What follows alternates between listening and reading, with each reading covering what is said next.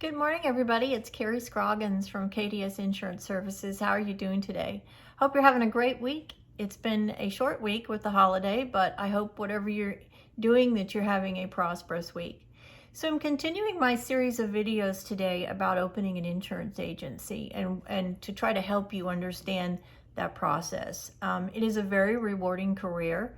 Of course, whenever you're self-employed, that alone brings you so many different benefits that you cannot get when you're employed by somebody. But the trade-off is it's not necessarily easy to get started, and it all rests on you. It's what you put into it is what you're going to get out of it. And so you have to have organization and you have to have drive. If you're deciding that you're wanting to open an insurance agency from scratch, meaning you don't have any policies currently on place and you're not buying a current book of business, then you're going to have to make the decision that you're going to be working long hours, and that you've got to get organized right off the top of the bat.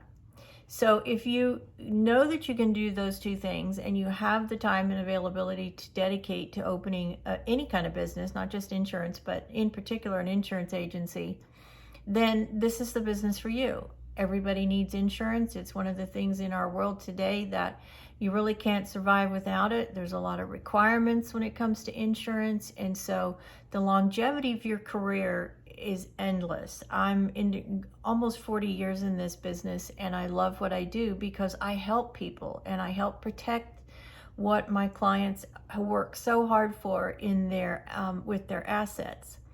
So the first thing that you have to do is make a decision. Are you going to be independent or captive? We've talked about that. Independent, in my estimation, is the better way to go because you have more choices and your clients then have more choices, not only at new business but at renewal.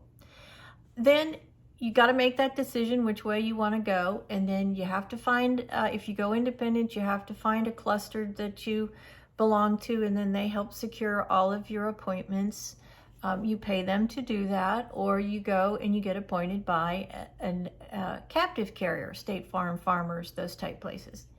And then you're going to sign a contract either way, and you're going to have upfront fees. So in the process of deciding to do this, you're definitely going to have to build a budget. You're going to have some upfront expenses both ways, whether you go independent or captive. And so you're going to need to do some research and find out exactly how much you're going to need up front. You're also going to buy, the first thing right out of the gate is you're going to have to get a license. And so you're going to go to your state and you're going to decide on what license you want. I personally have all the licenses available in the state of Texas for insurance. It's property and casualty and life and health. And I did that because I want to make my clients, I want my clients to have availability for all types of policies, whether it's all personal or all commercial, as well as life and health. And so I carry all four of those licenses. And in that process, you generally sit for a class. You can now do it online. You go through all the documentation, and then you have to pass a state exam. For these four licenses, you actually will have two exams. You'll have a life and health exam and then a property and casualty exam. And you have to secure a passing grade for 70 or over. And then you do need to have recurring and required state continuing education. It's done every 2 years. It's not complicated. It takes about a week out of your time to keep your licenses up to date. So you're up to date with all the fraud warnings and the requirements, the changes in the industry and that sort of thing. So it's a commitment, but it's not a complicated commitment. So you get your license, and then you get decide how you're going to go, if you're going to be independent or you're going to be captive. And then you need to decide, well, okay, where am I going to do it? Where am I going to have this business? And that's going to be determined by how you sign and where you sign, whether you sign with an independent cluster like I did, or whether you sign with a captive carrier. 95% of the captive carriers now require a retail office. So you have to have a space where the public can go and come to your office. Now, with the COVID situation, that has probably changed a little. So that's one of the questions that you want to ask up front is, if you go captive with State Farm, for example, you need to ask them, what is the office requirement?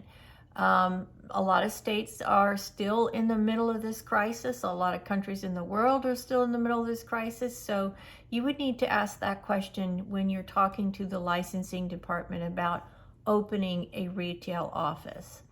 There's a lot of clusters on the independent side that also require that. It's a little bit more lenient on the independent side because it just is. It's just the way the insurance works. And so, especially with COVID situation, there's a lot of independent agents that are now a remote office, myself included, because I want to stay safe. I want my clients to stay safe. And in the modern world of technology today, there is really no need for an office for clients to actually come in unless they just want to come in. Everything today is done electronically, electronic signatures, electronic applications. And so it really is the best of both worlds. Not only are you staying safe and out of the public arena, but it's so much less time consuming. It's very convenient. It's very simple. As long as you have a computer or even a phone today, you can do everything as far as applications and paperwork via your phone or your computer. So it's a very convenient way to do business. I personally do have an office space. I just built this office space. I'm located down near the Houston area, and so it is available for my clients to come in if they decided that they needed to do that. But 99% of what we do today is done electronically via the computer or the cell phone. It's just so much easier for everybody, and because of the COVID situation, it's a much safer way to conduct business as well. So you kind of have those first few steps here. You got to decide which way to go, which kind of agent you want to be. You've got to get and decide, okay, do I want to work with a cluster? Do I want to try to do it on my own? If you're an independent agent, I would not suggest that, however, because it is very, very difficult in this economy and in the insurance industry today to find appointments on your own when you're brand new. It's just not something that is available to you. It's just not. Those days have long gone. And so being part of a group, a cluster, if you will, is truly the way to go, because they do everything for you. You pay them for their services, but then it frees up all of your time to actually do what you should be doing, and that's selling insurance. So I would strongly suggest that you look into that. I can give you a referral for the group that I belong to. They're a very first-class organization, and I've been with them for almost 7 years now, and I highly recommend them. They have the best contract, the best customer service, and in my opinion, the best management, upper management of any cluster that's currently available in the insurance industry. So you got to decide what you're going to do. If you go captive, you need to talk to a captive carrier, State Farm, Farmers, Farm Bureau, General American, and then you got to get an appointment, because if you're going to go with them solely, then you're going to have to go through their process of getting appointed. Then, depending on which way you go, you got to decide, are you going to open an office? How are you going to set up your business? And then you just got to get into it. You got to get in and start selling. Get yourself trained, know what you're selling, understand the processes before you actually do that, and get yourself, going in the business. And then, you're going to have to get your budgets together so you know exactly how much money you're going to need up front and what those fees are going to be, and get yourself organized. You need to do your upfront due diligence and find out how much money you're going to need to get the insurance agency up and running. And then get yourself trained. That's just a huge, huge factor in this. Either way you go, you need to get yourself trained so you are ready to go, so you can sell insurance properly, and that you have a license to show you have the credentials to do it. So that's really kind of the first step. There's obviously, it can be a lot more complicated than that. I'm just trying to make this sort of a condensed step by step. As we go through this process, if you have questions, please reach out to me. I'm here to help you. I've had a lot of people ask me how to do this. It's a very rewarding career, and I would wholeheartedly endorse it. I've 40 years into it and I haven't regretted it for one moment. It's a lot of hard work though, guys. Just like anything, you know, the more work you put in it, the more you're going to get out of it. And you have to work. It's hard. It's hard work, but it's definitely rewarding work. So shoot me a message, or you can reach me all over social media. You can certainly reach out to me on my YouTube page, which is Carrie Devlin Scroggins.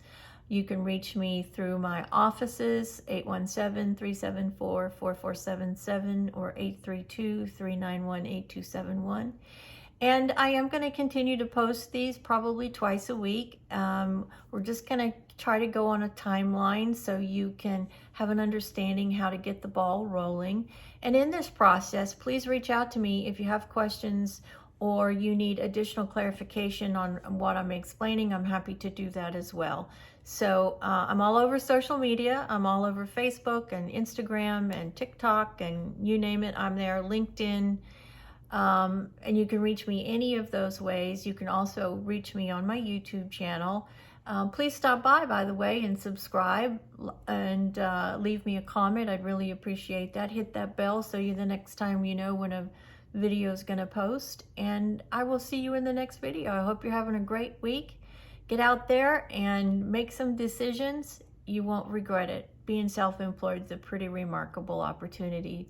And it's a wonderful life to live. So I'll see you in the next video. God bless.